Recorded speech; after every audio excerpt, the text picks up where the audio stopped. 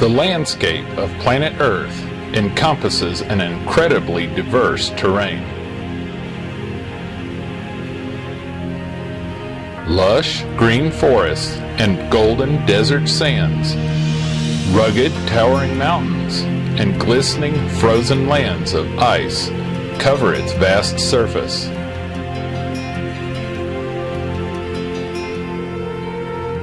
Our journey begins at some of the most elevated locations on our planet, mountain peaks.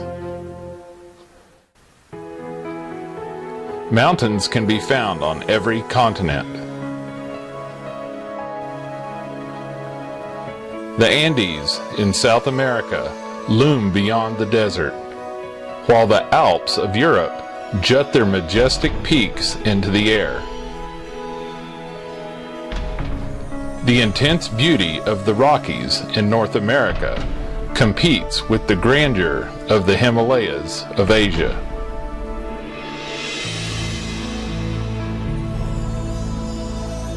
These snow-capped peaks of the Himalayan mountains rank as the highest point on our planet. Yet when our world is viewed from space, we can see that these are only a few of the mountain ranges that decorate the Earth. In some places, the mountain peaks show their rugged tops. In other places, they are carpeted by vast forests of green. These mountain forests are home to a variety of wildlife. Birds forage for food among the branches. A buck stops to prune himself among the needles of the pine.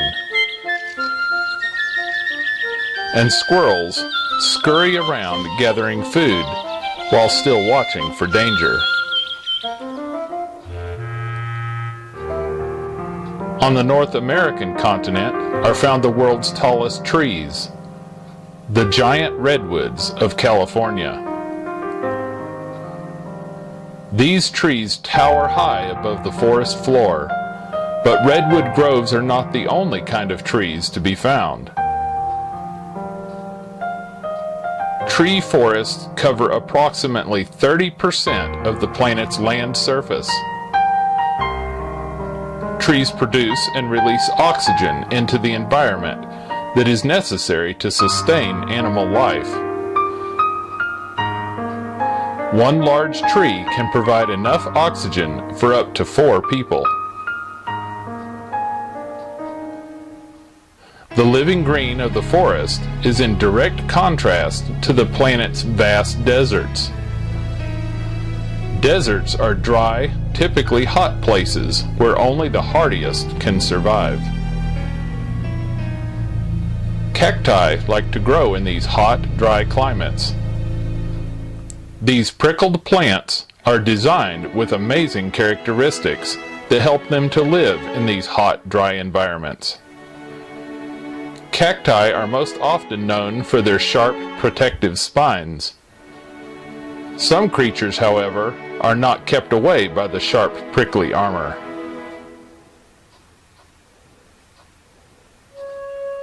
The 4,000-year-old Sahara Desert is the world's hottest and largest sandy desert, and it is still expanding. Yet despite its immense size and heat, it is not the driest place on the Earth. Over on the continent of South America lies the driest place on Earth, the Atacama Desert in Chile. Overall, the average rainfall is around 15 millimeters, less than an inch, and some sections do not receive rain for years. Most of the precipitation that comes to the Atacama is in the form of fog that blows in from the Pacific. Yet even here can be seen some water accumulated from rains in the past. This sight of water life in a desert reminds one of the prophecy of Isaiah. I will even make a way in the wilderness and rivers in the desert. Salt lakes and flats are found in the Atacama Desert. We don't think of water birds as a typical desert dweller, but Andean flamingos come here to eat algae.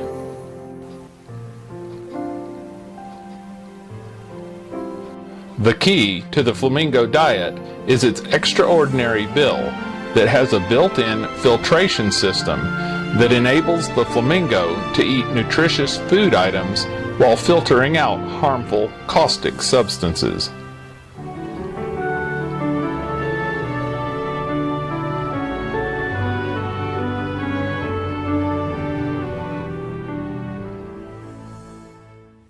Farther north, in the semi-arid desert of Arizona, looms the Grand Canyon.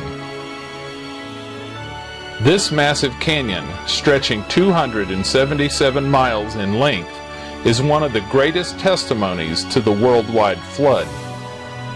At its widest point, it is about 18 miles wide. Layers of rocks like limestone, sandstone, and shale can be seen in the jagged cliffs. These were piled upon each other as moist mud when, as described in Genesis, the fountains of the great deep were broken up and the windows of heaven were opened. Still today, these beautiful layers proclaim in rugged grandeur evidence sustaining the truth of the biblical record.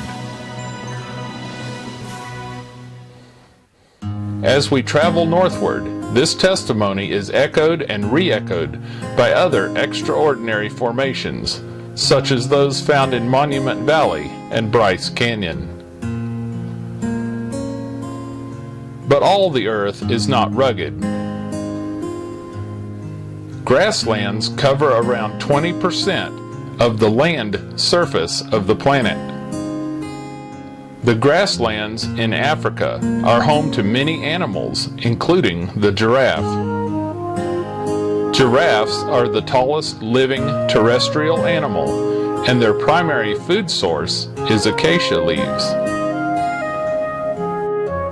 Because of their long necks, they reach leaves at heights most other plant eaters cannot reach.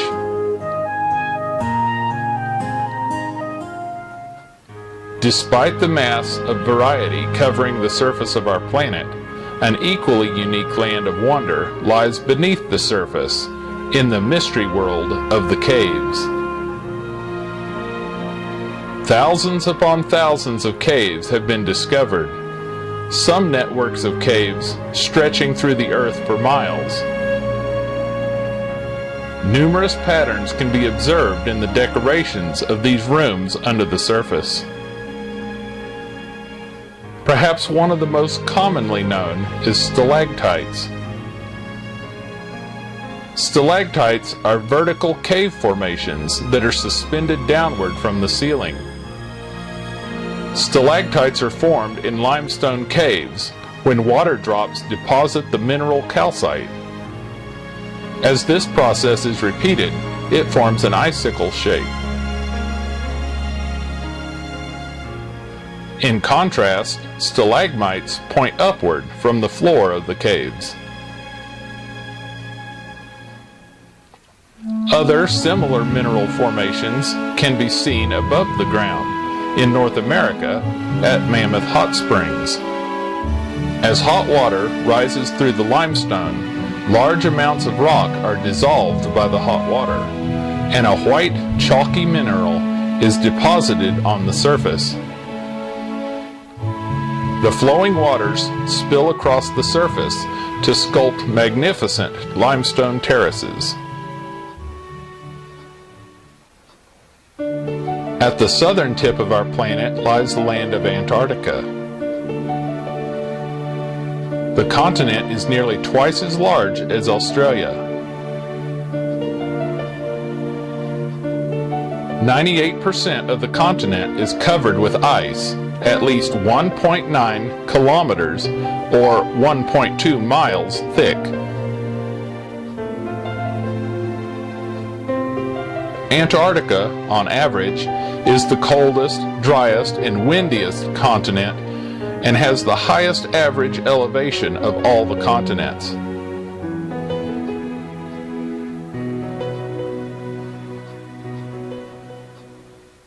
There are many other diverse landscapes on our planet.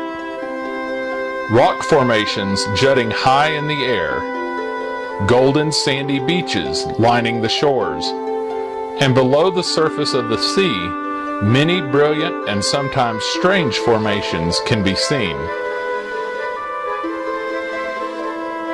All the various landscapes found on our diverse planet make our planet a special one. Chance could not have formed all of this amazing variety. Mountains, forests, deserts, and grasslands all give evidence of a creative designer. As we study the landscape, we realize that our planet is not alone in the solar system. Other celestial bodies in the solar system have a tremendous effect on our planet. More than 92 million miles away from us is the Sun. Yet even at this massive distance, it plays an important role in life on planet Earth. Without the Sun, our planet would be continually in darkness. King Solomon wrote, "The sun also ariseth, and the sun goeth down, and hasteth to his place where he arose." Like clockwork, as evening comes, the sun sets on the horizon, displaying a variety of brilliant hues. Darkness soon gathers across the landscape. It is now that it is easy to observe the other heavenly lights, the stars and the moon. At a distance of 252,088 miles from the surface of the Earth, the moon reflects the light of the sun, bringing some light to the darkened side of the planet. Uncountable trillions of stars fill the night sky, and still more billions upon billions are probably beyond the reach of even the strongest telescope. As you gaze on the night sky, you will see some stars that appear brighter than others. Science has shown that stars not only appear different, but that they actually are of different magnitudes. This was long ago recorded by Paul. One star differeth from another star in glory. In the morning, the day star, or the sun, rises. As the sun rises, dispelling the darkness of the night and begetting warmth and light, we are reminded of Jesus Christ, the Son of Righteousness, who came to this world to give the light of salvation to those in the darkness of sin. He said of himself, "I am the light of the world. He that followeth me shall not walk in darkness, but shall have the light of life." The tilt of the earth on its axis, as it rotates yearly around the sun, causes the change of the climate and seasons. As we explore the seasons of the northern hemisphere, we see order and beauty. In the spring, the snow from winter is melted by the sun's warmth. Plants begin to grow, and flowers begin to bloom. But the blossoms are not the only new life.